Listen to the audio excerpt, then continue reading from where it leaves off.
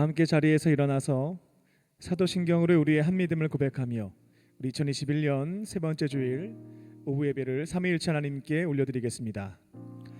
전능하사 천지를 만드신 하나님 아버지를 내가 믿사오며 그 외아들 우리 주 예수 그리스도를 믿사오니 이는 성령으로 잉태하사 동정녀 마리아에게 나시고 본디오 빌라도에게 고난을 받으사 십자가에 못 박혀 죽으시고 장사한 지 사흘 만에 죽은 자 가운데서 다시 살아나시며 하늘에 오르사 전능하신 하나님 우편에 앉아 계시다가 저리로서 산자와 죽은 자를 심판하러 오시리라. 성령을 믿사오며 거룩한 공예와 성도가 서로 교통하는 것과 죄를 사하여 주시는 것과 몸이 다시 사는 것과 영원히 사는 것을 믿사옵나이다. 아멘.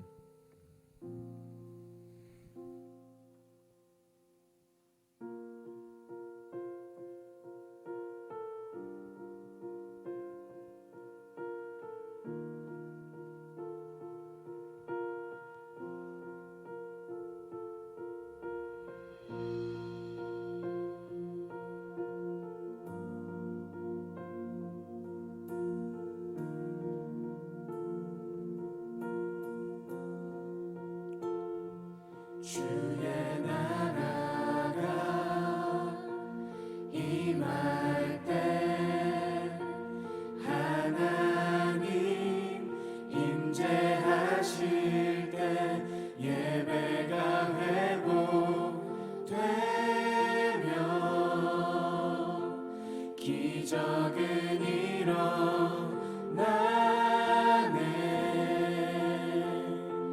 전능하신 주 영원하신 능력의 통치자 자유가 선포되어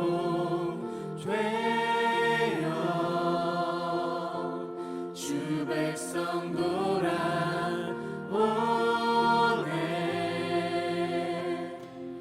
하나님 나라 임하소서. 영광과 존귀 능력과 위엄 놀라운 사랑의 기적의 하나님 지금 이곳에 오소서.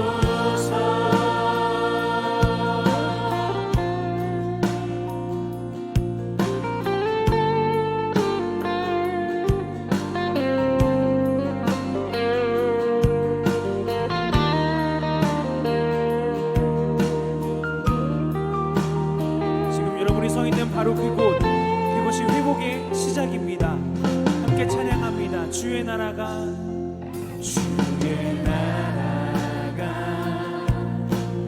임할 때 하나님 임재하실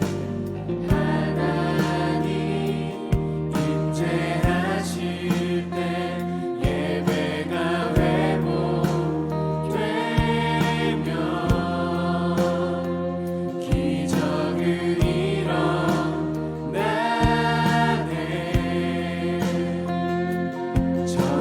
전능하신 주 영원하신 그분을 믿습니다. 능력의 통치자 자유가 선포되어 주 백성 돌아오네.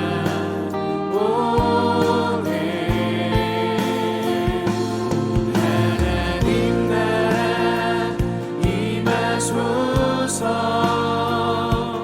영광과 존귀 능력과 위엄 놀라운 사랑의 기적의 하나님 지금 이곳에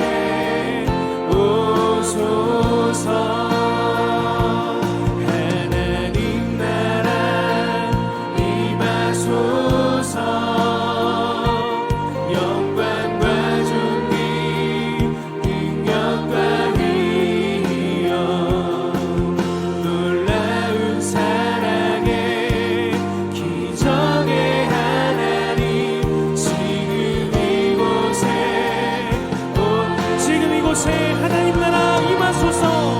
하나님 나라 임하소서.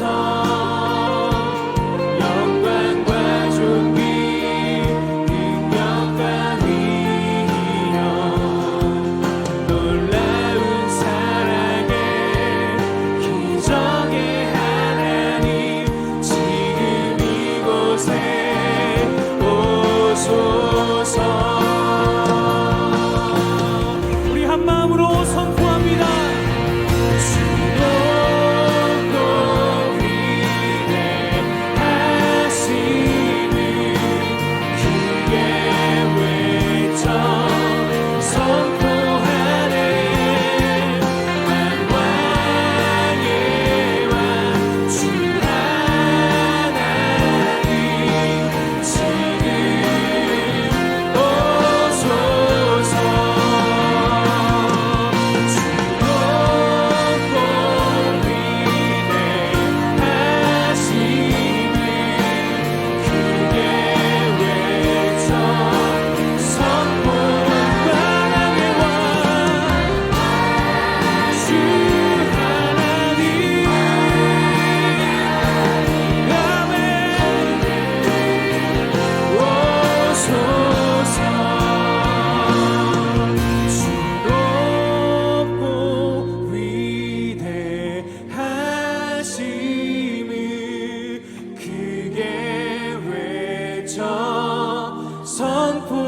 선포하네. 만왕의 왕 주 하나님 지금 오소서. 우리 그 하나님의 영광의 임재 앞에 영광의 박수 올려드립니다. 할렐루야. 우리가 그의 뜰에서 그의 임재 안에서 즐거이 하나님을 노래하기를 원합니다. 함께 박수치며 춤추며 찬양합니다. 할렐루야. 우리 함께 소리 높여서 주 행하신 일들 찬양해. 한 번 더 우리 함께 우리 함께 소리 높여서 주 행하신 일들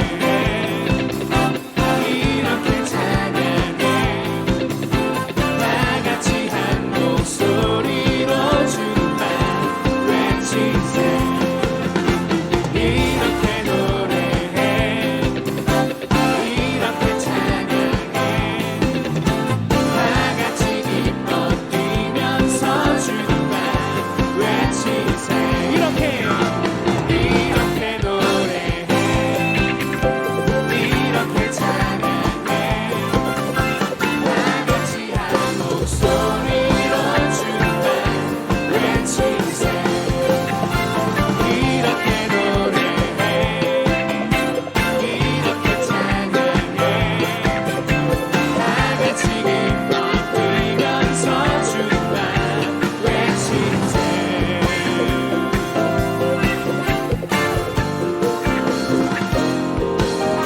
기쁨의 유다의 하나님께 감사의 박수 올려드립니다. 할렐루야.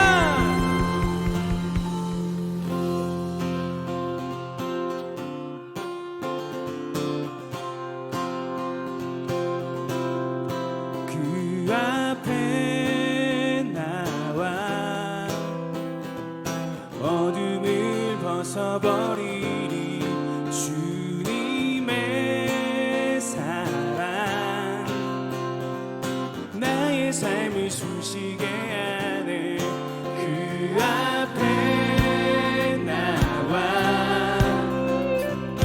어둠을 벗어버리니 주님의 사랑 나의 삶을 숨쉬게 하네 생각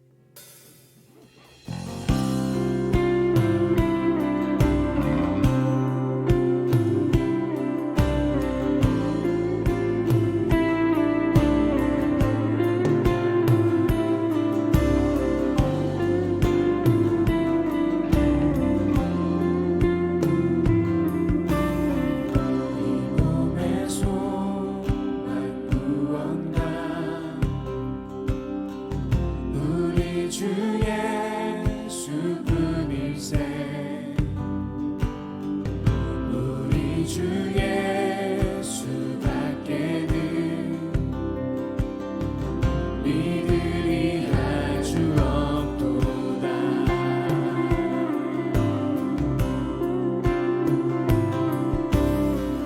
이 몸의 소망 무언가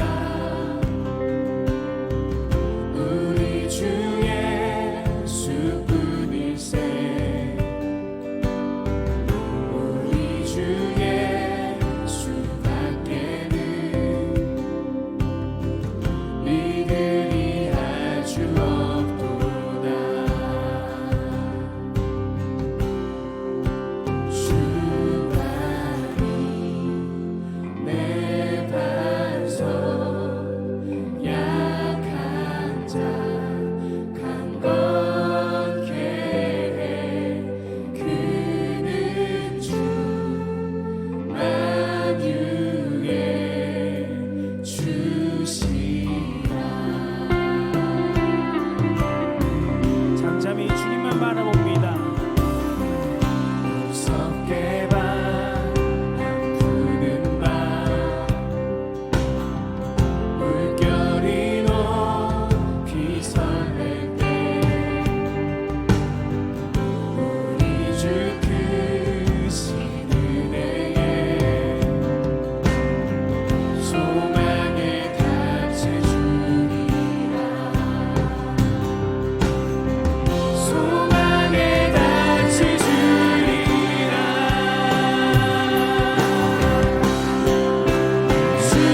주만이 내 반석, 약한 자 강건케 해. 그는 주 만유의 주시라. 주만이 내 반석, 약한 자 강건케 해. 그는 주 만유의 주시라. 우리의 영원한 반석이 되시는 하나님께 주만이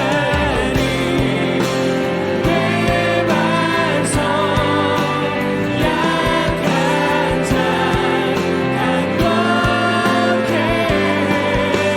그는 주 만유의 주시라.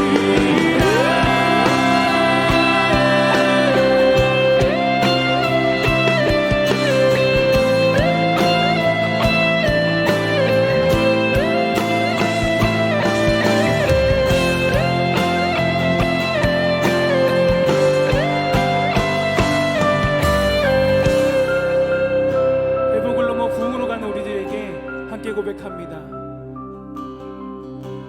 바라던 천국 올라가 하나님 앞에 배울 때 구주의 일을 힘입어 어여시 바로 서리라.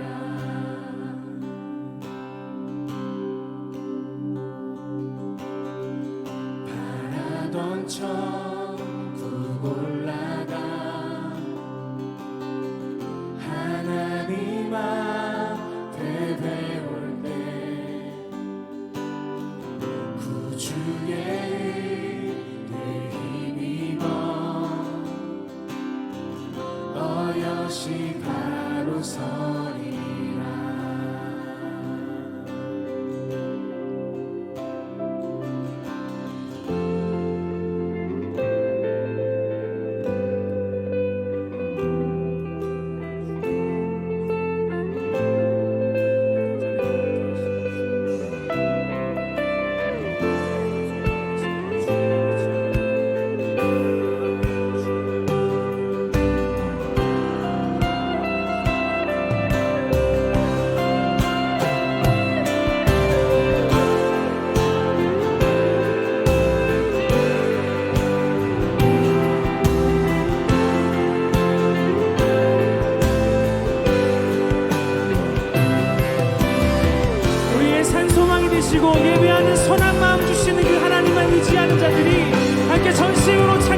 찬양합니다. 주만이 우리의 반석이 되십니다.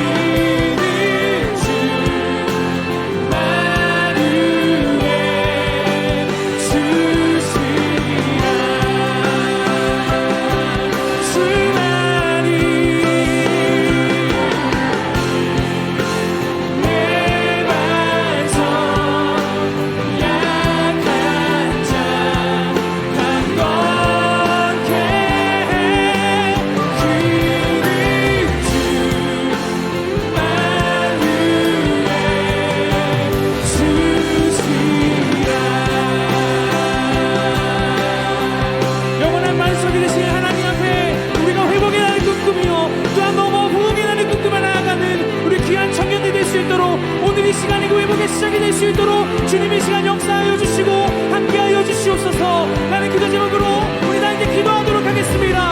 함께 기도합니다. 하나님 감사합니다. 우리 인도하시는 하나님, 우리를 바라보시는 하나님, 우리 이곳까지 함께하시는 그 주님께 감사드립니다. 우리가 드리는 찬양 가운데 영원한 반석이 되시는 그 하나님만 의지하며 언제나 그 하나님의 섭리 안에서, 언제나 그 하나님의 사랑 안에서 우리가 돌아갈 수 있는 주님과 함께 동행하며 걸어갈 수 있는 언제든지 우리의 삶이 되어줄 수 있도록 주님께서 인도하여 주시옵소서. 우리 공원에 주시는 영화의 영광이 아버지가 내가 갈 수 있도록 인도하여 주시고 그 하늘의 간차 영광의 하나님 바라보며 그 영광의 나를 꿈꾸며 그 하늘의 공공의 나를 꿈꾸며 나갈 수 있는 우리 귀한 청년들이 될 수 있도록 주님께서 인도하여 주시옵소서. 감사함으로 그분의 찬송할 리듬송에 들어가며 나아가는 모든 힘이 주님께서 기쁘게 원하시고 오늘 이 시간 아버지 다시 한번 더 웃게 하시고 우리의 삶 좋게 하시는 생명이 움직이게 하시는 주의 말씀을 들으며 아버지 승리에 나아갈 수 있는 오늘의 때가 되어줄 수 있도록 주여 인도하여 주시옵소서. 감사합니다. 주님 이렇게 예배하며 나아갑니다. 오늘 예배 가운데 복에 나아갈 수 있도록 주님께서 인도하여 주시옵소서. 아멘.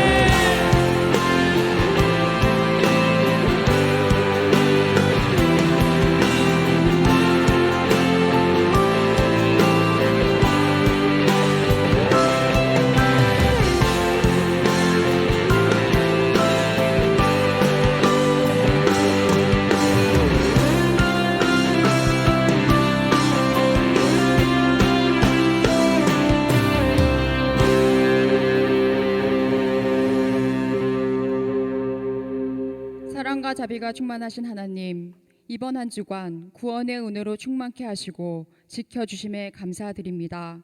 비록 온라인 예배로 각자 예배드리는 처소가 떨어져 있지만 온 마음 다하여 예배하오니 성령으로 충만케 하사 하나님을 경험케 하시고 은혜로 인한 위로가 있게 하여 주시옵소서. 사랑과 용서의 하나님, 지난 한 주간의 삶을 회개합니다. 우리의 죄를 버리고 하나님을 가까이 하는 저희 모두가 되게 하여 주시옵소서. 하나님의 사랑을 전하며 이웃을 사랑으로 섬기는 삶을 살겠다고 고백하면서도 죄인의 모습으로 살아갔던 것을 회개하오니 용서하여 주시옵소서. 하나님, 하나님과 동행하고 이웃과 공감하며 행복한 그리스도인으로 충만한 삶을 살게 하여 주시옵소서. 언제나 말씀으로 새롭게 거듭나게 하옵시고 새 사람 되어 나보다 남을 앞세우고 겸손한 자로 하나님의 뜻을 이룰 수 있는 은혜를 베풀어 주시옵소서. 치유와 회복의 하나님, 전 세계가 코로나로 인하여 어려움에 처해 있습니다. 신음하는 온 땅에 하나님의 치유의 은혜가 내려지게 하시어 회복의 역사가 일어나게 하여 주시옵소서. 코로나로 인하여 경제, 교육, 사회, 사람과 사람과의 관계가 무너지고 있습니다. 간염 예방과 확산을 막기 위해 온 힘을 다하여 힘쓰는 위정자들과 현장 신모자들 가운데 함께하사 지혜와 건강을 더하여 주시옵소서. 하나님께서 긍휼히 여기시사 하루빨리 코로나가 종식되게 하시어 국민 모두가 참된 평안을 누리게 하시고 한국 교회가 교회의 사명인 빛과 소금의 역할을 감당하게 하여 주시옵소서. 광림교회를 사랑하시는 하나님, 하나님께서 섭리 가운데 세우신 강림재단을 위하여 기도합니다. 모든 기관과 부서와 속회와 선교회, 주교회와 선교지를 통해 하나님의 나라가 세워지게 하시고 주께서 주신 비범한 신앙으로 풍요로운 삶을 창조하는 교회를 이루게 하여 주시옵소서. 모든 성도들이 일치되어 순종하게 하시고 각자의 삶에서 성실함과 사랑의 실천으로 예수 그리스도의 사랑을 전하는 통로로 쓰임받게 하여 주시옵소서. 주님의 몸된 교회를 위해 일평생 헌신하신 강도님의 신혼의 강건함을 지켜주시고 성령의 충만함을 주셔서 사명을 감당하게 하시옵소서. 광림교회를 이끌어 가도록 세우신 담임 목사님에게도 신혼의 강건함을 허락하여 주시고 주의 재단과 서울 남녀회와 한국 감리교회, 더 나아가 세계 감리교회를 향한 비전을 능히 감당하게 하여 주시옵소서.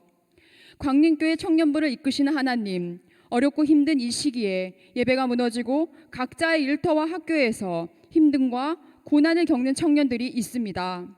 그 청년들에게 주님의 인도하심으로 예배를 사모하게 하여 주시고 말씀을 통해 받은 은혜와 속해서 삶의 이야기를 나눌 때 성령 하나님께서 함께 하셔서 신앙의 성숙을 이루고 아름다운 회복과 용기를 더하여 주시옵소서.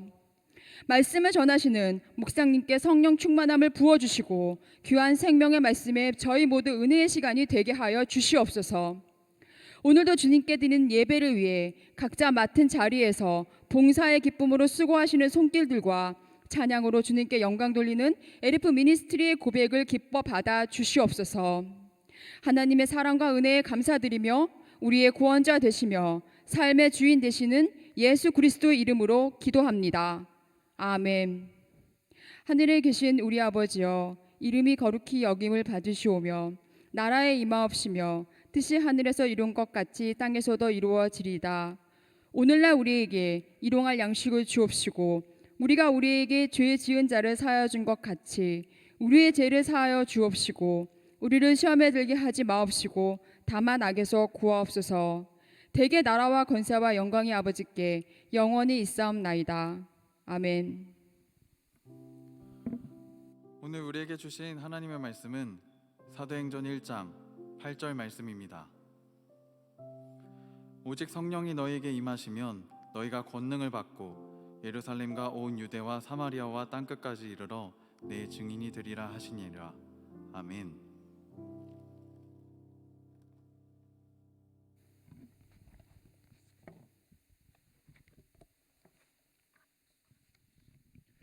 할렐루야. 온라인과 오프라인으로 또 주일 예배를 드리고 있는 강림의 모든 형제 자매님, 청년들에게 주님의 크신 은혜와 평강이 충만하시기를 주님의 이름으로 축원합니다. 오늘 말씀의 제목은 회복을 넘어서 부흥으로입니다. 이 설교의 제목은 2021년 우리 청년부의 비전이기도 합니다. 비전이란 단어와 드림이라고 하는 단어가 조금 혼동돼서 쓰여지는 경우들이 있는데요. 드림이라고 하는 것은 내가 개인적으로 바라고 원하는 소망이라고 생각하시면 되겠습니다. 그럼 비전이란 무엇일까? 이건 하나님께서 우리를 향해서 가지고 계신 계획, 소망, 이렇게 이해하시면 되겠습니다. 회복을 넘어 부흥으로라고 하는 이 주제는 2021년 청년부 공동체를 향한 하나님의 비전입니다. 2021년 광림교회 청년부는 회복이라고 하는 것을 목표로 삼지 않습니다. 청년부 공동체의 회복을 넘어서 우리 청년부도 부흥하고요. 그리고 감리교회 다음 세대도 부흥하고 한국교회 청년들도 부흥하고 또 세계 선교지의 부흥을 위해서 이것을 목표로 삼고 우리 강림교회 청년부 공동체는 달려갑니다. 그래서 제가 그 교회사에서 이처럼 회복에 머물지 않고 부흥을 이끌었던 공동체가 있었을까 관심을 가지고 성경을 쭉 보는데요. 하나 있더라고요. 바로 사도행전에 기록되어 있는 초대교회 공동체가 회복에서 머물지 않고 부흥을 이끌었던 공동체였습니다. 그리고 그 공동체를 이끌었던 사람이 누구였냐 하냐면 예수님의 수제자였던 베드로였습니다. 오늘은 사도행전에 기록되어 있는 베드로와 초대교회에 대한 기록을 통해서 회복을 넘어서 부흥하는 공동체, 또 부흥의 불길이 타오르게 하는 그런 공동체가 되기 위한 세 가지 원칙에 대한 말씀을 전해드립니다. 주님 주신 말씀을 붙잡고 순종하심으로 하나님께서 우리 광림교회 청년부 공동체에 주신 비전인 회복을 넘어 부흥을 위해 귀하게 쓰임을 받는 저와 여러분 되시기를 주님의 이름으로 축원합니다. 아멘. 우리가 회복에 머물지 않고요, 부흥하는 공동체, 또 부흥을 이끌어가는 공동체가 되려면 첫 번째로 하나님과 믿음의 사람들과 좋은 관계를 지켜가시기 바랍니다. 이게 첫 번째입니다. 하나님과 믿음의 사람들과 좋은 관계를 유지하는 것입니다. 베드로는 예수님과 좋은 관계를 유지했던 사람입니다. 수제자였거든요. 사랑 많이 받았습니다. 그런데 예수님이 가장 큰 위기를 겪게 되셨을 때 베드로는 부인했고 그 좋았던 관계가 깨어져 버리게 됩니다. 그는 모든 사람들이 다 예수님을 버린다 할지라도 예수님, 저는 안 버립니다. 끝까지 곁에서 지켜드리겠습니다. 호언장담했지만 그렇게 하지는 못했죠. 실제로 그 말을 조금은 지켜보려고 했던 것은 사실입니다. 예수님께서 산헤드린 공회에서 보낸 사람들에게 붙잡히시게 되었을 때 다른 제자들은 순식간에 사라졌습니다. 그런데 베드로는 어떻게든 예수님 지켜보겠다고 싸우기는 했죠. 칼 들고 싸웠습니다. 요한복음 18장을 보게 되면 베드로는 칼을 들고 대제사장의 종이었던 말고의 귀를 자르게 됩니다. 예수님은 그 귀를 다시 붙여주셨고요, 베드로에게 칼을 사용하는 자는 결국 칼로 망한다라는 교훈도 주시고 폭력 사용하면 안 된다 제재하셨습니다. 그리고 이는 하나님이 나에게 주신 잔이기 때문에 피할 수 없다, 받아들여야 한다라고 말씀도 해주셨고요.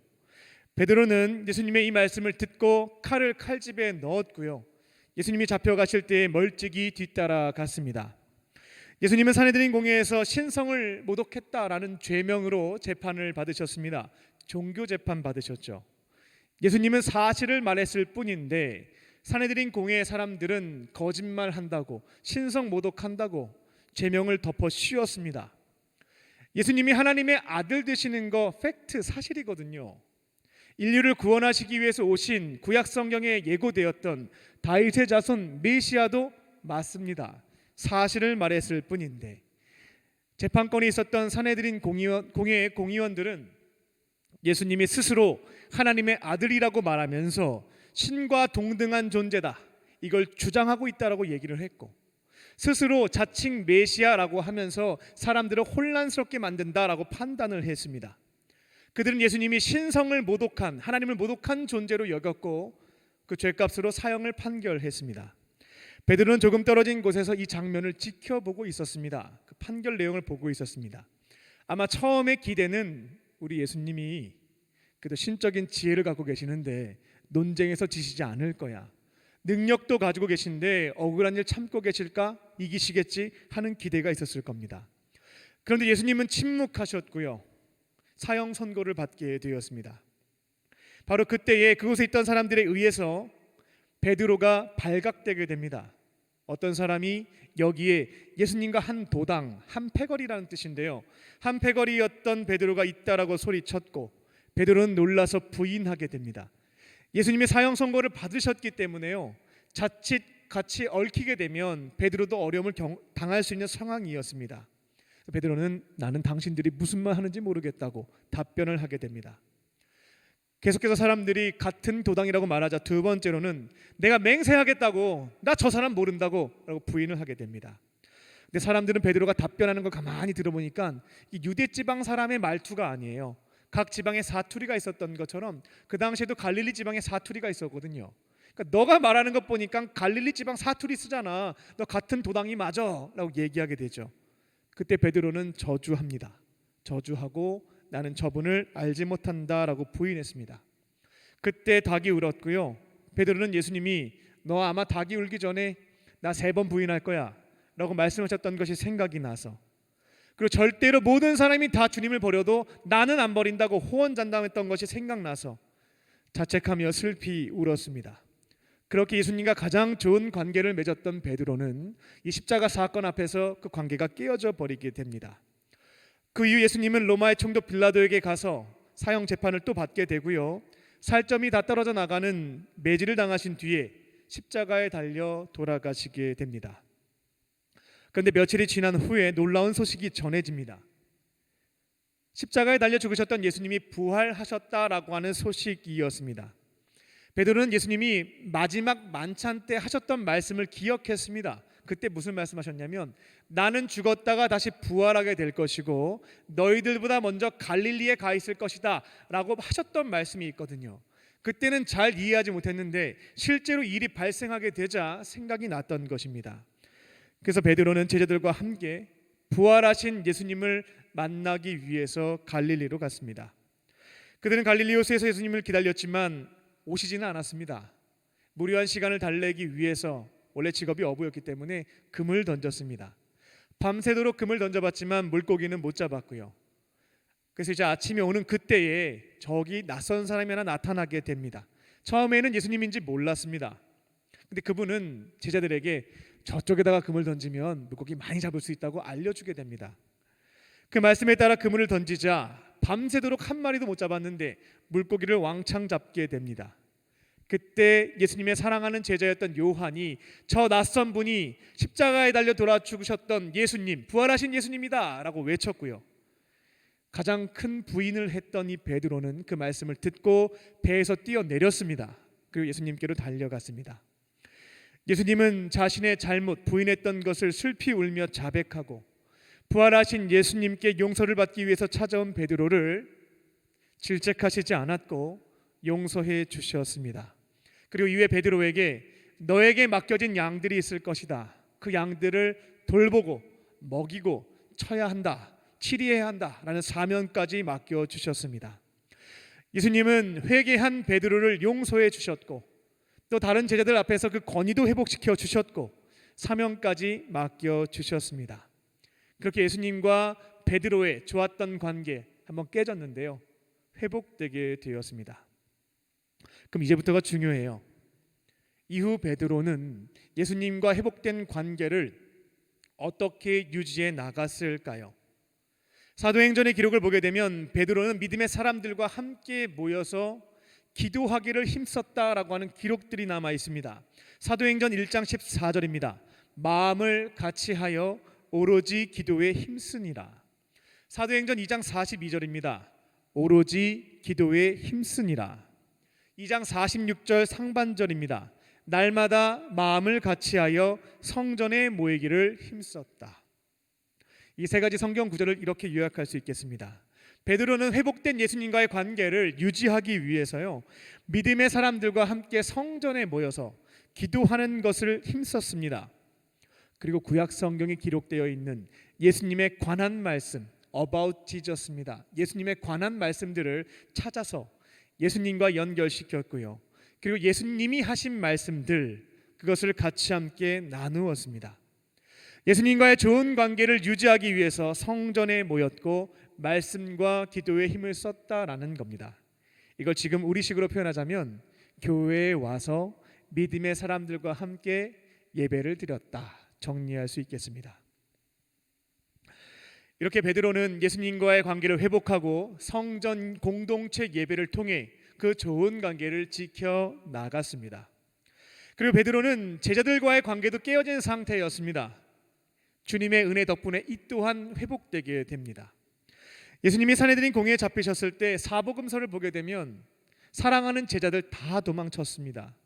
마가복음을 보게 되면 조금은 우스운 모습, 우리로서는 좀 우습게 보이는 모습이 있는데요. 한 젊은 제자는 이름은 기록되어 있지 않아요. 마가로 추정하기는 합니다. 도망치기 위해서 옷이 붙잡히자 옷을 벗고 벗은 몸이 되어서 도망친 제자도 있었습니다. 베드로는 칼을 들고 싸우기도 하고 산헤드린 공회에 찾아가서 예수님의 재판 과정을 지켜보기는 했습니다만 모두가 도망친 것은 마찬가지였습니다. 그리고 베드로가 세 번째 저주했다고 하는데요. 그 저주의 내용은 자기 자신을 저주했다라고도 보고 예수님을 저주한 것으로 해석하기도 합니다.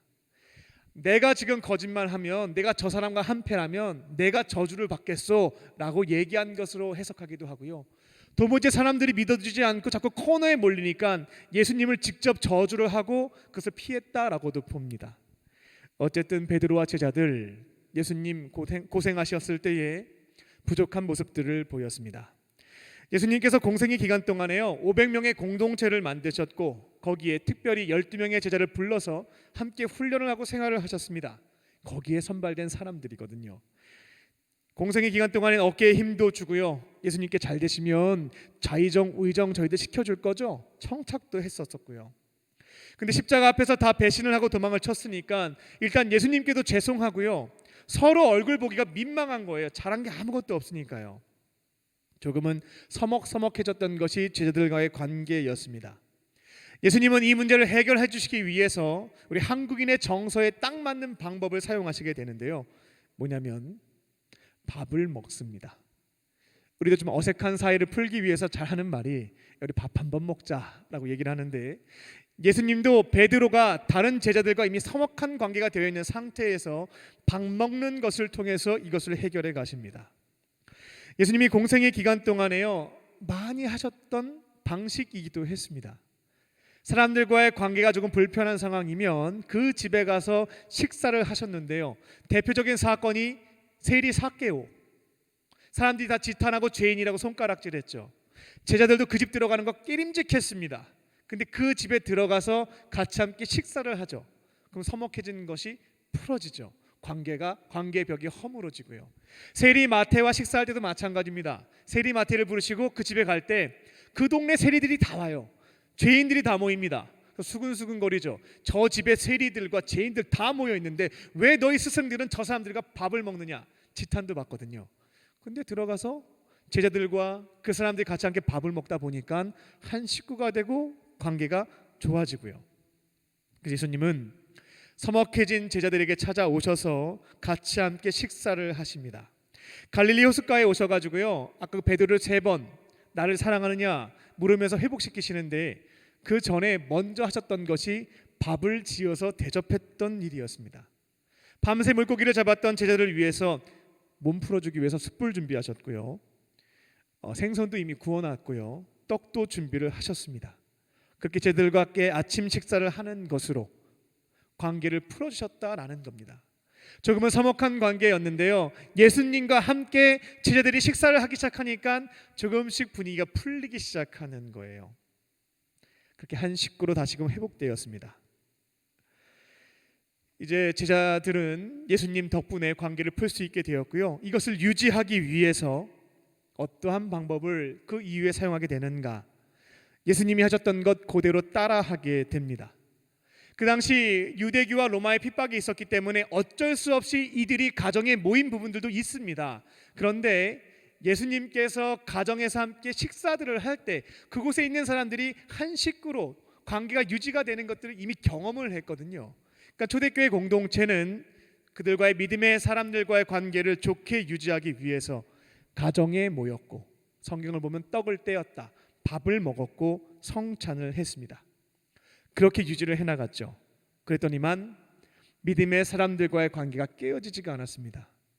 같이 함께 밥을 먹으니까요, 식구, 같이 함께 밥을 먹는 입이란 뜻이죠. 한 식구가 되었고요, 또한 떡을 떼면서 성찬을 같이 함께 했습니다. 매 순간, 그러니까 성찬을 받으면서 예수님의 살과 피로 이루어진 한 가족, 한 형제임을 기억했고 성령께서 그렇게 역사하시기도 했습니다.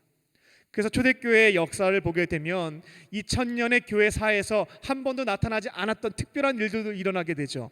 같이 함께 가정에 모여서 밥을 먹고 성찬을 받으면서 한 가족임을 기억하다 보니까 진짜 가족이 된 거예요.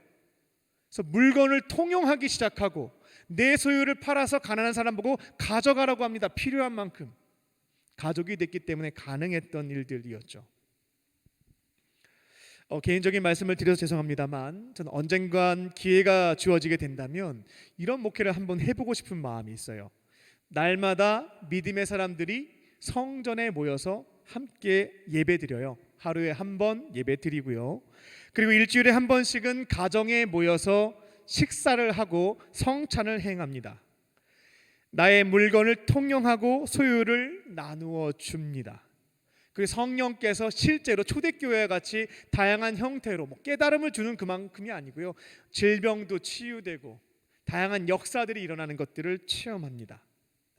이런 교회를 한번 세워보는 것, 초대교회처럼 이루어가는 게 제 꿈이기도 하는데, 아무쪼록 광림교회 청년부는 완벽하지는 않지만 그 방향성을 향해서 걸어 나아가고 있기는 합니다. 이처럼 베드로는 회개함으로 예수님과의 관계를 회복했고요, 믿음의 사람들과는 성전에 모여서 예배하는 것으로 또 좋은 관계를 지켜갔습니다. 가정에서 식사하는 것으로요.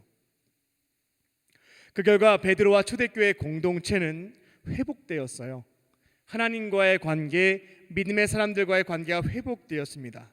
그리고 회복된 그 공동체가 오늘 본문에서 읽었던 것처럼 유대와 예루살렘, 사마리아와 땅끝까지 이르러서 부흥을 일으키는 공동체로 쓰임받을 수 있게 되었습니다.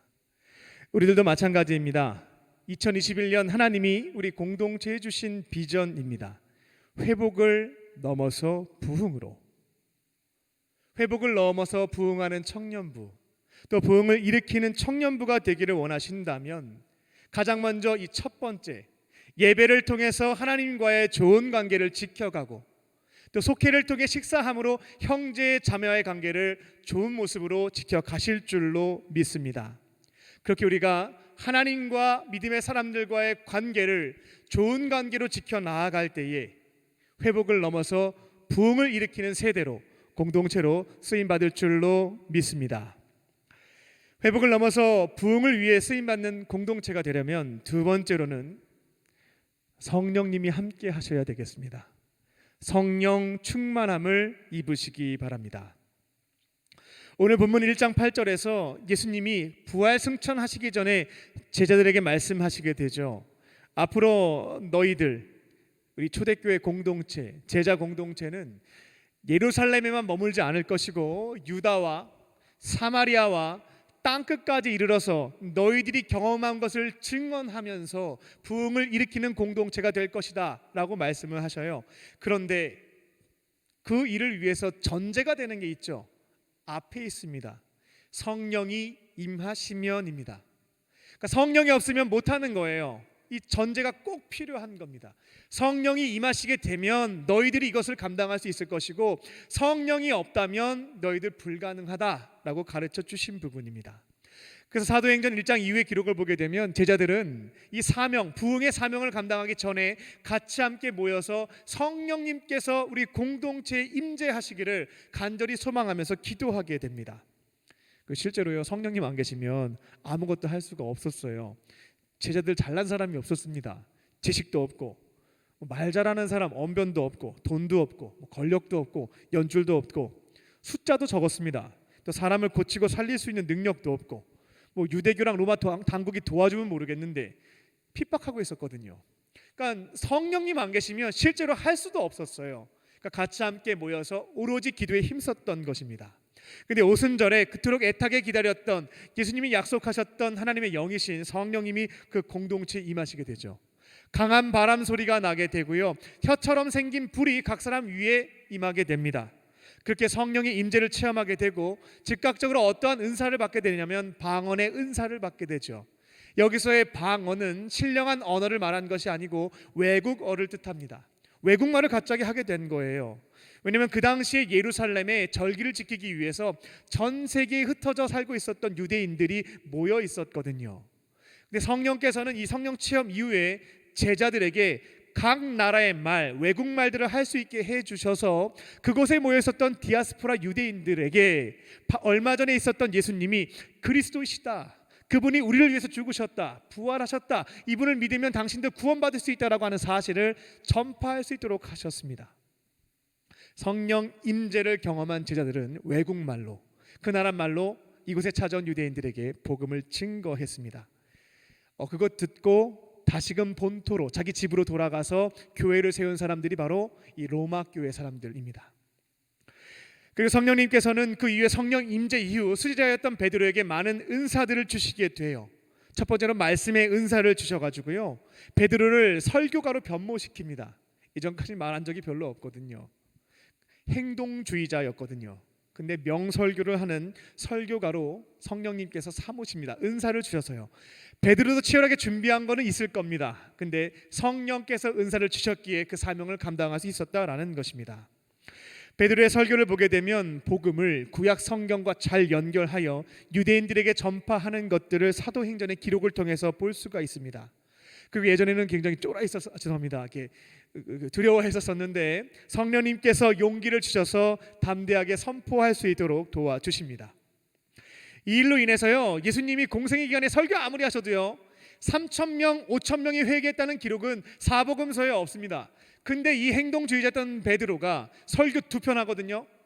첫 설교, 두 번째 설교. 그때 3,000명, 5,000명이 회개하고 예수님이 그리스도이십니다라고 고백하면서 회심하는 사건도 일어나게 됩니다. 성령의 역사 덕분에 이런 일들이 일어났죠. 또 성령님은 베드로에게 이 부흥을 위해서 치유의 은사도 주십니다. 오랜 세월 걷지 못했던 사람을 일으켜 세울 수 있는 능력을 주셨던 겁니다. 성전 앞에 오랫동안 앉은뱅이로 살고 있어서 구걸했던 거지 한 사람이 있었습니다.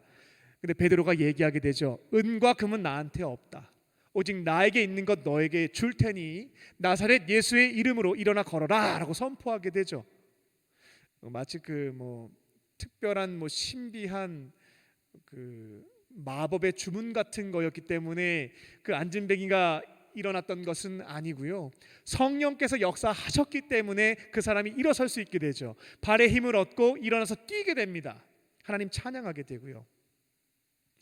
그 이후 베드로는 산헤드린 공회에 잡혀가게 되는데요. 거기에서도 성령님께서는 베드로에게 용기를 주셔서 담대하게 예수님을 증언할 수 있도록 부흥을 위해서 일할 수 있도록 도와주십니다. 산헤드린 공회는 진짜 무서운 곳이었어요. 왜냐하면 예수님을 직접 잡아다가 신문을 했고 결국은 사형 선고를 내려서 빌라도까지 설득해서 사형을 시켰던 단체였습니다. 근데 이제 베드로와 요한이 끌려갔던 거예요. 왜 끌려갔냐면 너희들 조용하라고. 예수님 처형한 것을 모든 문제를 해결을 했는데 그 추종자들이 나타나가지고 그 예수님이 부활했다고 자꾸 떠드니까, 그리고 추종자들이 자꾸만 기적을 행하니까 산헤드린 공회 입장에서 너무 불편한 거죠. 이들은 예수님을 자칭 메시아, 자칭 하나님의 아들, 신성 모독죄로 처형을 했는데 이 제자들의 말을 잘 들어보게 되면 산헤드린 공회가 오판한 거예요. 부활하심을 통해서 또 그들에게 능력을 주심으로 특별한 일들을 행하게 하셨는데, 그렇다면 이것이 증거가 되어서 예수님이 진짜 메시아이셨구나, 이 능력을 주시는 분이, 그리고 예수님 부활하심을 통해서 진짜 하나님의 아들이셨구나 라는 것이 증거되는 상황들이었거든요. 그래서 산헤드린 공회는 둘 불러다가 조용해라, 너희들 자꾸 이렇게 떠들고 다니게 되면 너희들도 죽는다, 협박하게 됩니다. 사도행전 4장 8절의 말씀을 보게 되면 베드로는 두려웠지만 그 순간 성령이 충만해졌다라고 하는 기록이 있습니다. 성령 충만함을 입게 돼서요, 용기를 가지고 산헤드린 공회 앞에서 담대하게 선포하게 됩니다. 예전에는 거기에서 나 저 사람 모른다고 저주했던, 피했던 베드로였는데 성령 충만을 입게 되니까 산헤드린 공회에서 증언하게 되는 거예요. 예수님이 진짜로 살아계신 하나님의 아들이 맞다고, 우리를 구원하시기 위해서 오신 그리스도이시라고, 구원자라고 산헤드린 공회에서 외치게 됩니다. 이 예수님을 그리스도로 믿고 당신들이 회개하게 될 때 죄사함을 받을 수 있다, 구원받을 수 있다라는 것을 전하게 됩니다. 이처럼 사도 베드로와 초대 공동체는 성령께서 임재하시게 되었을 때 주시는 능력을 가지고 부흥을 위해서 일할 수가 있었습니다.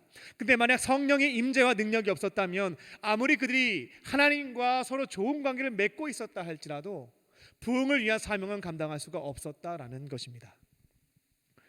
그럼 우리에게 질문이 생기겠죠. 저희도 회복을 넘어서 부흥을 위해서 쓰임받는 공동체가 되어야 할 텐데 어떻게 하면 우리들도 성령 충만함을 입을 수 있을까요? 라는 질문입니다. 사도행전의 기록들을 보게 되면 세 가지로 정리할 수가 있습니다. 우리는 이것을 은총의 수단으로 알고 있죠. 말씀과 기도와 성찬입니다. 이 세 가지가 초대교회가 성령 충만함을 유지했던 비결이었습니다. 사도행전 3장 1절을 보게 되면 제자들은 제9시에 성전에 갔다라고 합니다. 이 제9시라고 하는 것은 지금으로 오후 3시입니다. 후기 유대교 사람들은 하루에 3번 성전에 갔다고 해요. 아침 9시, 그리고 6시간을 더하면 오후 3시, 또 6시간을 더하면 오후 9시, 9시, 3시, 9시, 이렇게 3번, 하루에 3번 성전에 갔는데요. 그렇게 성전에 가서 기도하고 말씀을 들었습니다. 예수님의 제자 공동체, 초대 공동체는 성령 충만함을 유지하기 위해서 하루에 3번 말씀을 듣고 기도하는 이 생활들을 지켜갔다라는 겁니다. 오순절 마가의 다락방에서 임하신 성령님, 그 임하신 성령님과 이 말씀 생활과 기도 생활을 통해서 그 성령 충만함을 유지해 나아갔던 것입니다. 그리고 사도행전 2장 42절을 보게 되면 그들이 가정에 모여서 밥을 먹고 같이 함께 성찬을 했다라고 하는 기록이 있는데, 밥을 먹을 때마다 성찬을 같이 행했던 거죠. 그때 그들은 성찬을 통해서 성령 충만함을, 성령의 임재와 은혜를 체험을 해 나갔습니다. 그렇다면 우리들도 마찬가지입니다. 2021년부터는 이 세 가지, 이 은총의 수단이 우리 가운데 거룩한 습관으로 새겨져야 되겠습니다. 규칙적인 말씀 생활과 규칙적인 기도 생활, 그리고 공동체가 함께 성찬에 참여하는 것이죠. 이 세 가지가 지켜지게 될 때요, 성령 충만함이라고 하는 것이 우리의 자리에서 유지가 될 수 있고 지켜질 수 있는 것입니다. 그리고 성령 충만함이 있을 때 그 성령의 도우심으로 주시는 권능과 은사를 가지고 부흥을 위해서 주신 사명을 감당할 수가 있는 것입니다. 말씀과 기도와 성찬으로 성령 충만함을 지켜가시고 광림교회 청년부의 부흥, 감리교회 다음 세대의 부흥, 또 한국교회 청년들의 부흥, 또 세계 선교지의 부흥을 위해서 쓰임받는 저와 여러분, 우리 공동체가 되기를 주님의 이름으로 축원합니다. 아멘. 회복을 넘어서 부흥을 위해 쓰임받는 공동체가 되려면 끝으로 내가 경험한 것으로 전도하시기 바랍니다. 내가 경험한 것을 전하는 것입니다. 사도행전 2장을 보게 되면요, 성령 충만함을 입게 된 베드로는 하나님 나라의 부흥을 위해서 무엇을 하게 되냐면 성전 앞에 나아가서 많은 유대인들에게 전도하기 시작합니다. 그리고 사내들인 공에 끌려가서도 전도합니다. 내가 경험했던 것을 증거했다라는 것입니다. 사도행전 4장 20절을 보게 되면 베드로는 무엇을 말했냐면요, 보고 들은 것, 내가 경험한 것을 전했습니다. 체계적으로 복음을 잘 정리해서 전달한 것이 아니고요, 베드로가 지금 경험하고 있는 것들을 곁에 있는 사람들에게 전달했다라는 겁니다. 사도행전 2장 14절입니다. 성령 충만함을 입은 베드로는 많은 사람들 앞에서 지금까지 내가 최근에 경험한 예수님의 역사, 은혜들을 전하기 시작합니다. 우리들이 갑자기 외국말을 막 하게 되었는데 이렇게 된 것은 예수님이 약속하신 대로 성령을 보내주셔서 우리가 술에 취한 게 아니다, 성령께서 은사를 주셨기 때문에 외국말로 복음을 전할 수 있게 된 것이다 라는 것을 전합니다. 그리고 그 당시 성령께서 지혜를 주셔서 이것에 대한 근거되는 말씀을, 유대인들이었기 때문에 성경에 근거가 없으면 믿질 않거든요. 그래서 요엘서의 예언을 가지고 자녀들은 예언할 것이요, 청년들은 환상을 보며 아비들은 꿈을 꾸리라, 주의 영이 임하면 그 영이 남자와 여자와 노인과 주인에게 다 임하게 되는 그날이 올 것이다. 요엘 선지자가 예언한 게 있거든요. 그러니까 베드로가 이것을 인용해서 그 예언이 지금 우리에게 이루어졌고 예수님이 약속하신 성령이 우리에게 임해서 이와 같은 일들을 행할 수 있게 되었다라고 전했습니다. 그리고 당신들이 얼마 전에 예수님 처형했는데, 몇 달 전에 예수님께 돌아가셨는데, 나는 예수님 부활하신 거 봤다, 부활하셨다, 내가 경험한 것을 전달하게 됩니다. 유대인들은 신성 모독죄로 종교 재판을 통해 사형을 판결했고, 로마는 메시아 왕국을 세워서 로마를 전복시키려고 하는 반역죄를 졌기 때문에 사형 선고를 내렸지만, 놀랍게도 그 예수님은 죽음을 이기시고 부활하셔서 내가 그걸 봤다, 경험한 것을 말하게 됩니다. 예수님이 부활하신 걸 난 봤기 때문에 이게 증거가 되어 예수님은 살아계신 하나님의 아들이시고 구원자 되시는 거다라는 것을 선포하게 되었습니다. 베드로의 어떤 그 설교 메시지, 전도 메시지를 보게 되면 지금 우리가 사형리라든지 다리 전도라든지 체계적으로 복음을 쫙 정리해가지고 전한 게 아니에요. 그냥 그 당시 그가 경험한 은혜를 보고 들은 것을 그냥 전달했을 뿐입니다. 근데 내가 경험한 걸 그냥 얘기했는데요, 복음을 체계적으로 너무나 멋지고 훌륭하게 설명한 게 아닌데요, 성령께서 거기에 역사하시니까 3,000명, 5,000명, 초대 예루살렘 교회는 베드로의 2번의 설교를 통해서 8,000명의 교회 공동체가 됐습니다. 성령께서 역사하시니까요. 저는 이 말씀을 가지고 여러분들에게 이렇게 권면을 드립니다. 우리가 결국 회복을 넘어서 부흥을 일으키는 공동체가 되려면 결국 키워드는 전도거든요. 근데 그 전도에 있어서 너무 복잡할 거 없어요. 복음을 체계적으로 정리 안 하셔도 괜찮습니다. 내가 경험한 것, 내가 보고 들은 것, 내가 만난 예수님을 전달하시면 되겠다라는 겁니다. 예수님이 어떠한 분이신지 설명하고 설득하느냐고 달달달 외운 거 전달하냐고 땀 흘릴 필요가 없다라는 거예요. 내가 경험한 예수님, 내가 만난 예수님, 나를 변화시켜 주신 예수님을 그렇게 증거하시면 된다라는 겁니다. 저도 고등학교 때 방황했던 시간들이 있었는데요, 그때 부활하신 예수님을 만났고 그분이 제 엉망진창이었던 삶을 변화시켜 주셨습니다. 그래서 저는 그것을 증언했어요. 나는 부활하신 예수님을 만났고 그분이 내 삶을 이렇게 변화시켜 주셨다고. 그러니까 너희들도 예수님 만나서 변화된 삶을 살면 좋겠다고. 이게 그 당시 제가 전했던 전도 메시지였습니다. 전도의 시작이었고요. 여러분들도 마찬가지입니다. 내가 만난 예수님, 나를 변화시켜 주신 예수님, 그것을 전하는 거예요.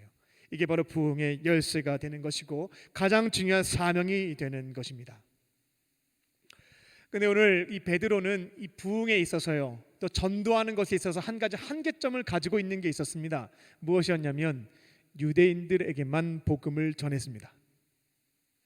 유대인들은 선민의식, 하나님의 택함받은 선택받은 민족이다라고 하는 의식이 뼛속 깊이 들어가 있었기 때문에 하나님에게 선택되지 못했고 율법도 받지 못했고 할례도 받지 못한 저 이방인들에게 복음을 전해서 구원해야 한다라고 하는 것에 대한 약간의 거부감을 가지고 있었죠. 율법 자체에 이방인과 교제하는 것이 금지가 되어 있기도 했고요.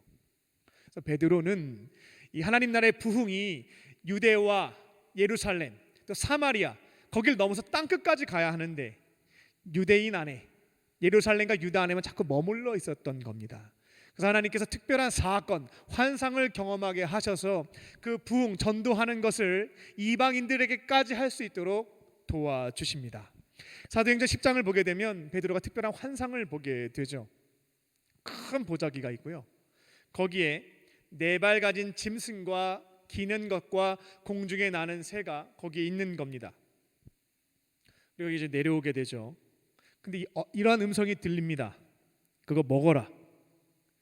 여기 올려져 있는 짐승들은 율법에 의해서 부정하다 여기는, 먹어서는 안 되는 음식들이었거든요. 근데 베드로에게 먹어라. 그러니까 베드로가 부정한 거 먹을 수 없습니다 라고 답변을 합니다. 근데 하나님께서는 음성을 통해서 알려주십니다. 내가 깨끗하게 했으니까 너가 부정하다고 판단하지 말고 먹어라. 이걸 3번이나 말씀하시게 돼요. 그 환상을 보고 난 다음에 그때쯤에 한 사람이 찾아오게 됩니다. 이방인 고넬료가 베드로를 만나고 싶어 한다라는 그런 전가를 가지고 찾아오게 됩니다. 유대인이었던 베드로가 이방인을 만나는 것은 율법을 어기는 것이고 부정타는 일이었기 때문에 할 수 없는 일이었어요.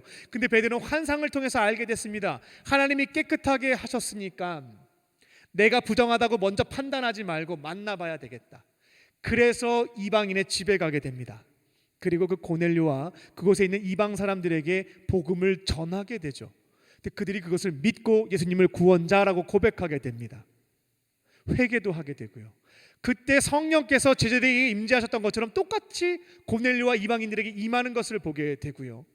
그들이 방언하는 것도 눈앞에서 목격하게 됩니다.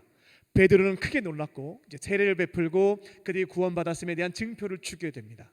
이 사건을 통해서 이제 베드로는 알게 되죠. 이 복음이라고 하는 것, 전도라고 하는 것은 유대인으로만 머물면 안 되는 것이고 땅 끝까지 이방인에게도 증거가 돼야 되는 것이구나. 이방인들도 하나님의 구원 사역 안에 들어와 있는 것이구나. 이것을 깨닫게 되었습니다. 하지만 정확하게 성경의 기록은 되어 있지 않습니다만 베드로와 그 제자들은 많이 바빴을 거예요. 이 유대인들을 향한 선교를 계속해 나갔고요, 이방인에 대한 것들은 잘 해나가지 못하게 됩니다.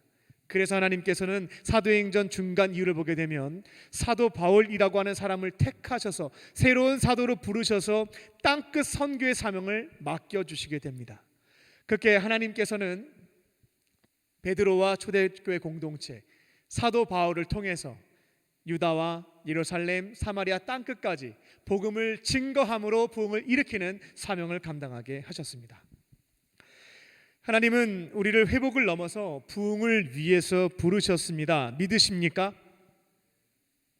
성령께서 주시는 감동들이 있을까요? 그렇다면 우리에게 주신 비전이 맞습니다. 그렇다면 예배를 통해서 하나님과의 좋은 관계를 지켜가시고요, 속회를 통해서 믿음의 사람들과 좋은 관계를 유지해 가시기 바랍니다. 이게 첫 번째입니다. 그리고 말씀과 기도와 성찬을 통해서 우리 안에 계신 성령님, 성령 충만함이 내 안에 있을 때 그 능력을 가지고 우리는 부흥을 위한 일꾼으로 살아갈 수가 있습니다. 이 세 가지 은총의 수단을 활용해서 성령 충만함을 지켜가실 줄로 믿습니다.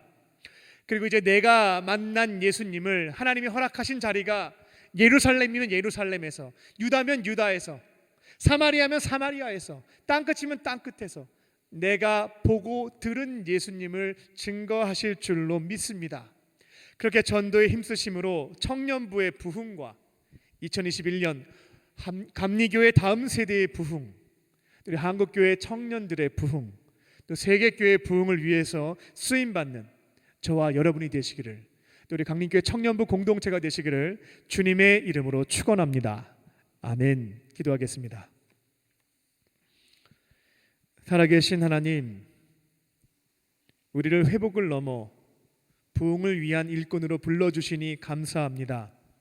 2021년 한 해 동안 예배와 속회를 통해서 하나님과 믿음의 사람들과 좋은 관계를 지켜가게 하시고, 규칙적인 말씀과 기도와 성찬을 통하여 성령 충만함을 입게 하여 주시옵소서.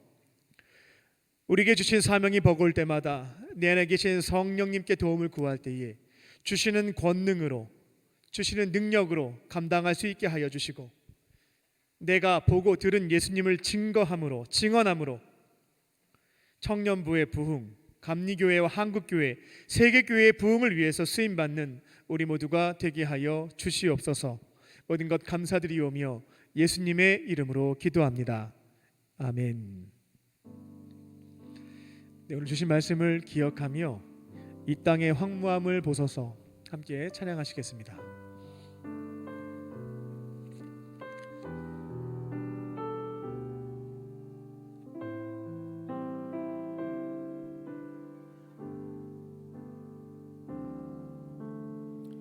이 땅의 황무함을 보소서.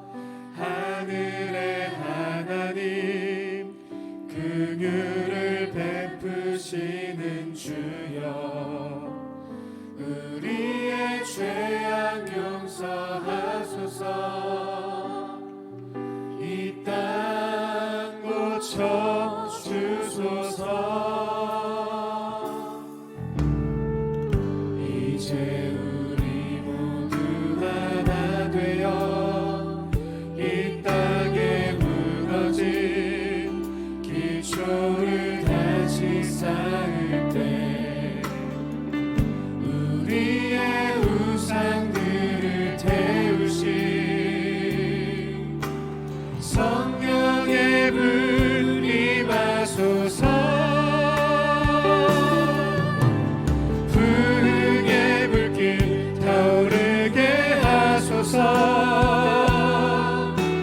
진리의 말씀 이 땅 새롭게 하소서. 은혜의 강물 흐르게 하소서. 성령의 바람 이제 불어와 오 주의 영광 가득한 새날 주소서.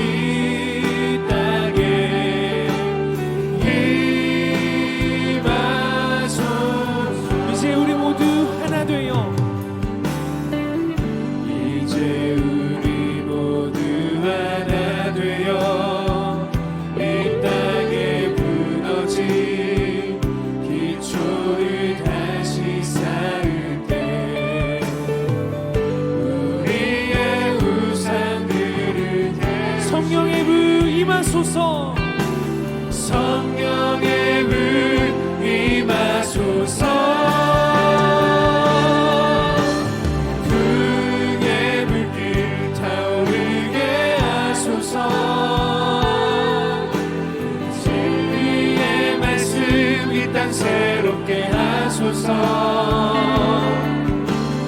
은혜의 강물 흐르게 하소서. 성령의 바람 이제 불어와. 오 주의 영광 가득한 새날 주소서. 오 주님 나라 이 땅에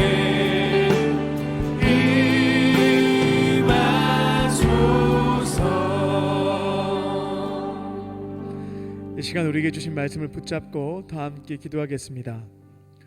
2021년 한 해 동안 예배와 속회를 통해서 하나님과 믿음의 사람들과 좋은 관계를 지켜가게 하시고 말씀, 기도, 성찬을 통하여 성령 충만함을 입게 하여 주시옵소서.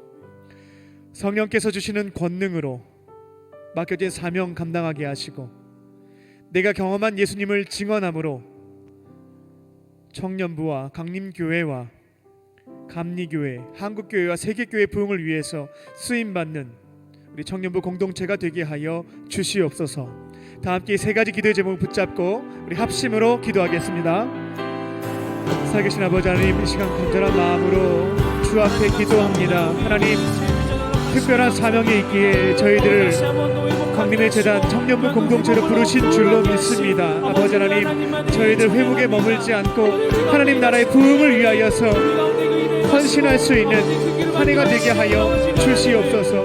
아버지 하나님, 저희들 먼저 예배를 통해서 하나님과의 관계를 유지해 나갈 수 있게 하여 주시고 속회를 통해서 믿음의 사람들과의 좋은 관계를 지켜갈 수 있도록 은혜 베풀어 주시옵소서. 하나님 말씀과 기도 생활을 거룩한 습관으로 규칙적으로 지켜가길 원합니다. 아버지 하나님, 새해 소망으로 작심삼일로 끝나지 않게 하여 주시고 올 한 해는 말씀과 기도를 통하여 성령 충만함을 입는 그런 습관을 지켜나갈 수 있도록 아버지 하나님 도와주시옵소서. 하나님, 저희들 같이 공동체가 하나 되어 성찬에 참여할 수 있게 하여 주시고 그 시간을 통해서 하나님의 영이신 성령의 충만한 임재와 은혜를 체험하며 나아갈 수 있도록 아버지 하나님 은혜 베풀어 주시옵소서.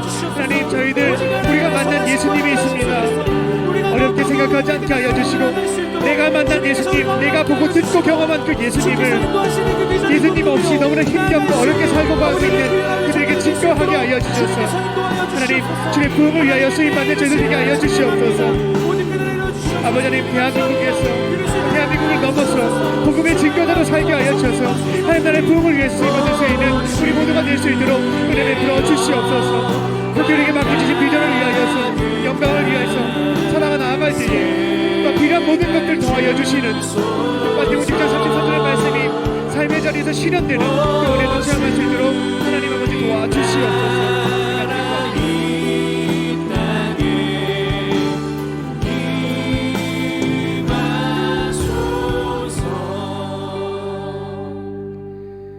사랑이 충만하신 아버지 하나님, 2021년이 새롭게 시작되었습니다. 하나님께서 우리 공동체에 주신 그 비전을 붙잡고 성령 충만함을 가지고 또 주시는 능력을 가지고 이루어 드리기를 원합니다. 결단하는 자들의 마음을 지켜주시고 성령과 함께 동행하면서 주님이 주신 비전을 이루어 드리는 복된 한 해가 되게 하여 주시옵소서. 비전을 위해 살아감으로 하나님께 영광 돌려드리게 하여 주시고 마태복음 6장 33절의 말씀처럼 하나님의 비전을 위해서 먼저 그의 나라와 그의 의를 위하여 살아가는 이들에게 필요한 모든 것들이 채워지는 역사도 체험하게 하여 주시옵소서. 2021년 주님과 함께 살아가면서 이 모든 은혜를 풍족하게 경험하게 하시고 한 해를 마무리할 때 주께 영광 돌려드릴 수 있는 모든 청년들, 형제 자매들 공동체가 되게 하여 주시옵소서. 모든 것 감사드리오며 예수님의 이름으로 기도합니다. 아멘. 우리에게 말씀을 주신 주님께 우리 감사의 박수를 올려드리겠습니다.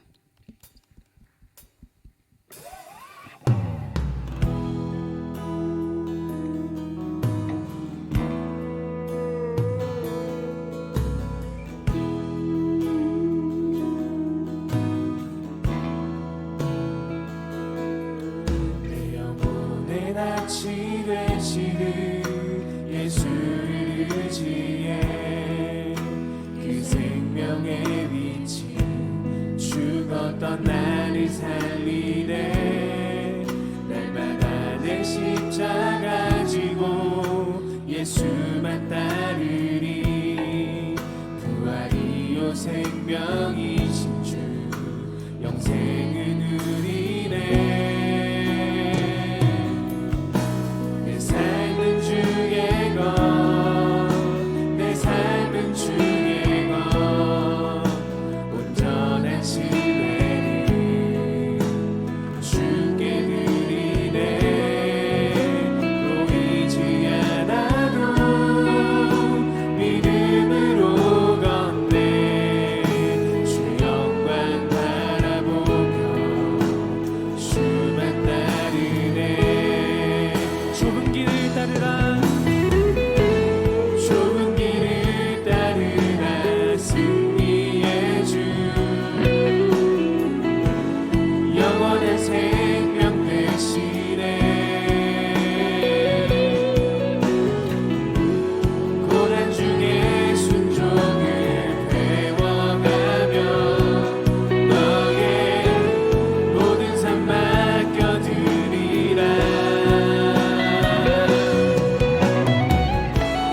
좁은 길을 따르라. 승리의 주 영원한 생명 되시네. 고난 중에 순종을 배워가며 너의 모든 삶 맡겨드리라. 우리 결단하는 마음으로 다 함께 일어나셔서 찬양합니다. 내 삶은 내 삶은 주의 것, 내 삶은 주의 것, 온전한 신뢰를 주께 드리네. 보이지 않아도 믿음으로 걷네. 주 영광 바라보며 주만 따르네. 내 삶은 주의 것, 내 삶은 주 우리가 온전한 신뢰를 주님께 드립니다. 신뢰를 주께 드리네. 보이지 않아도 믿음으로 걷네.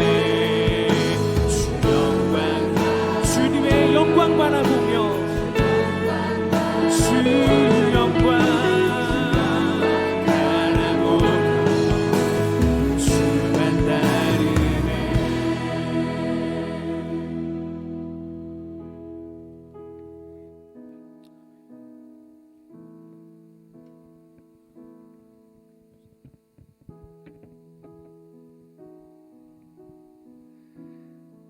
살아계신 하나님, 이 시간 주님께서 우리에게 주신 생명과 구원, 동행과 영생의 은혜에 감사드리며 우리에게 있는 오병이어와 두 랩돈을 주 앞에 올려드립니다. 하나님 기쁘게 받아주시고 주님의 나라와 그 영광을 위하여 사용하여 주시옵소서. 예물이 쓰여질 때마다 주님의 사랑이 전해지게 하여 주셔서 여전히 예수님 없이 힘겹게 살아가고 있는 자들이 크신 사랑의 손길을 경험하게 하여 주시고 주품으로 돌아와서 구원을 얻게 하여 주시옵소서. 예물을 드린 손길을 기억하사 주께서 넉넉함으로 채워주시고 하나님과 우리 곁에 있는 어려운 이웃들을 위하여 섬기는 축복의 통로로 살아가게 하여 주시옵소서. 마음은 있으나 형편이 어려워서 예물을 드리지 못한 이들도 있습니다. 그 마음을 위로하여 주시고 하나님께서 기뻐하시는 삶을 통하여 예물을 드리게 하여 주시옵소서. 주님, 우리 공동체 안에 몸과 마음이 상한 지체들이 있습니다. 성령께서 이 시간 역사하여 주시고 어루만져 주셔서 모든 질병이 떠나가게 하여 주시고 깨끗함을 얻도록 역사하여 주시옵소서. 몸과 마음이 회복되게 하여 주시고 이제는 온전함을 가지고 하나님의 영광을 위하여 살아가는 지체들 되게 하여 주시옵소서. 모든 것 감사드리오며 예수님의 이름으로 기도합니다. 아멘.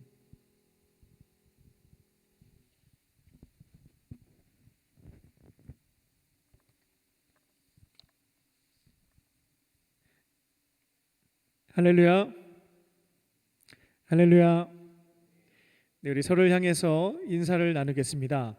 하나님은 당신을 사랑하십니다라는 마음을 담아서 우리 소리는 내지 않고 목례로 인사하겠습니다. 하나님 당신을 사랑하십니다. 사랑하십니다. 저희가 지난 한 달 동안 온오프라인으로 연탄 모금 행사를 진행을 했고요. 하나님의 은혜로 27개 지역 207세대 한 6만 장 정도의 연탄을 나눌 수 있게 되었습니다. 우리 먼저 영상을 통해서 어떻게 연탄이 모금됐고 전달되었는지 보고를 드리도록 하겠습니다. 올해는 코로나19 탓에 후원도 줄고 자원봉사도 줄줄이 취소되고 있습니다. 할머니의 연탄 창고가 텅 비었습니다. 코로나19로 연탄 기부도 자원봉사도 줄면서 어느 때보다 힘든 겨울을 나고 있습니다.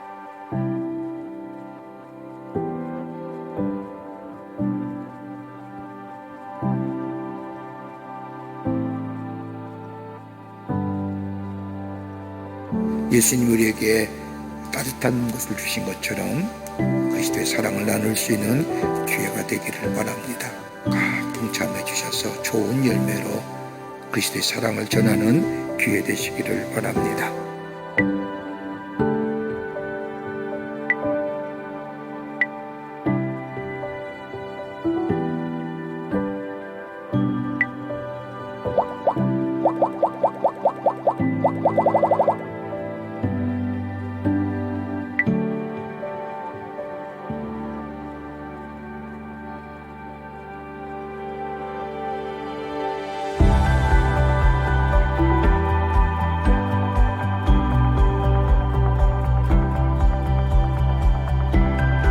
추운 겨울을 날 수 있도록 연탄 보내주셔서 감사합니다. 무엇보다도 감사한 것은 그 두 가정 중에 한 가정이 교회에 등록을 해서 함께 신앙생활을 하게 되었고요. 연탄을 통해서 나오는 그 사랑의 온기로 인해서 우리 정선 지역에 많은 교회들이 또 힘을 얻을 수 있는 좋은 기회가 되었습니다. 저희 교회에서 감당하지 못하는 그런 귀한 선교의 사역을 도와주셔서 감사드리고 하나님의 크신 은혜가 함께하기를 기도하겠습니다.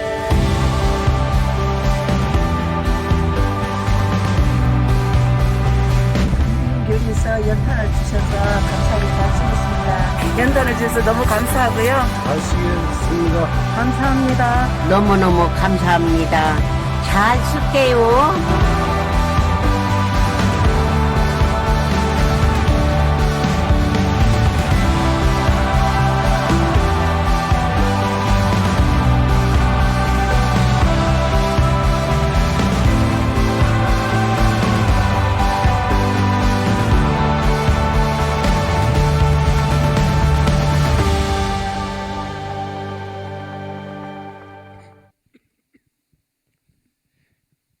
하나님과 수고하신 분들에게 우리 감사로 우리 마음을 표현하겠습니다. 강림 코이노니아입니다. 다음 주부터 예배당 좌석에 10%까지 현장 예배가 가능합니다. 한 주간 정부의 방역 수칙을 준수함으로 육체의 건강을 철저하게 돌보시고요. 다음 주에는 2021년 청년부가 공동체로 드리는 첫 예배가 되겠습니다. 함께 모여서 안전하게 그리고 온전하게 예배를 드리시기 바랍니다. 1월 30일 토요일에는 속회 활성화 프로젝트로요, 얼굴 한번 봐야지 행사가 진행됩니다. 압구정에 위치한 광야 아트센터에서 뮤지컬 더북이 절찬리에 공연하고 있는데 1월 30일 토요일 오후 1시와 5시 2회 공연을 전관 대여했습니다. 현재까지 약 한 100명 정도 속회별로 신청을 하셨는데요. 남은 자리는 선착순으로 마감이 됩니다. 속회별로 신청하시고요. 해당 일날 가셔서 방역수칙을 준수하며 안전하게 관람하시고 또 속회별로 좋은 추억도 만드시고 전도의 기회로 삼으시기 바랍니다. 매주 목요일 저녁 7시 30분에 쉐키나 워십이 있습니다. 쉐키나 워십은 예수님의 제자들의 평일 예배입니다. 아무리 좋은 차여도 기름이 없으면 1m도 못 갑니다. 마찬가지로 예수님의 제자들이 성령으로 충만하지 않으면 사명을 감당할 수가 없습니다. 예수님의 제자 그룹에 해당되는 청년부 임원들과 또 앞으로 하나님의 제자가 되기를 원하시는 분들은 온라인으로 참여하셔서 찬양과 말씀과 기도로 성령 충만함을 입으시고 사명을 감당하며 살아가시기 바랍니다. 다른 광고는 주보를 참고하시기 바랍니다. 이제 함께 자리에 일어나셔서 또한 계신 자리에서 우리 결단하는 마음으로 함께 찬양하겠습니다.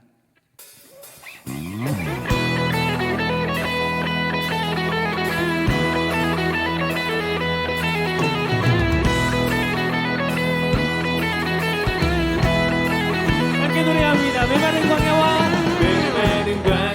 땅들이 기뻐하며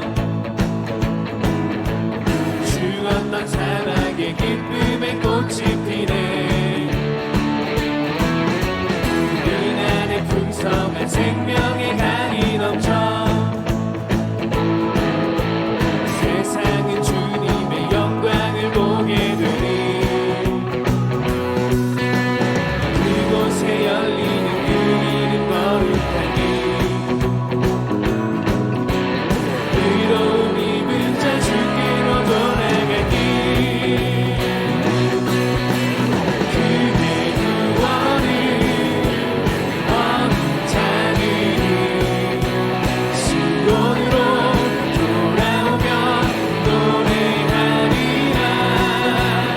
영원한 기쁨 노래가 되어 슬픔도 한숨도 다시 없으리. 우리는 기대하며 기도하며 기다립니다. 회복을 넘어 부흥으로 갈 날을 기대합니다. 볼 수 없었던 자 두 눈이 밝아지며 듣지 못하던 자 그 귀가 열리리라. 듣지 못하던 말 사슴처럼 들 것이며 말할 수 없었던 그 혀로 노래하리. 그곳에 열리는 그 이름 거룩하니 의로움 입은 자 주께로 돌아가니 할렐루야. 그의 구원을 얻자니 시온으로 돌아오며 노래하리라. 영원한 기쁨 노래가 되어 슬픔도 한숨도 다시 없으리. 그의 구원을 얻자니 시온으로 돌아오며 노래하리라. 영원한 기쁨 노래가 되어 슬픔도 한숨도 다시 없으리. 기뻐해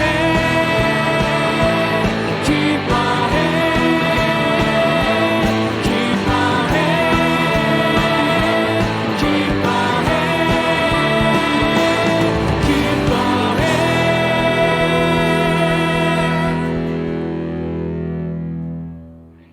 이제는 우리 주 예수 그리스도의 은혜와 아버지 하나님의 크신 사랑하심과 성령님의 함께하심이 회복을 넘어 부흥을 위해 쓰임받기를 원하는 모든 믿음의 형제들 자매들 머리 위에와 우리 어려움을 겪고 있는 모든 이웃들 머리 위에 지금부터 영원까지 함께하시기를 간절히 축원하옵나이다. 아멘.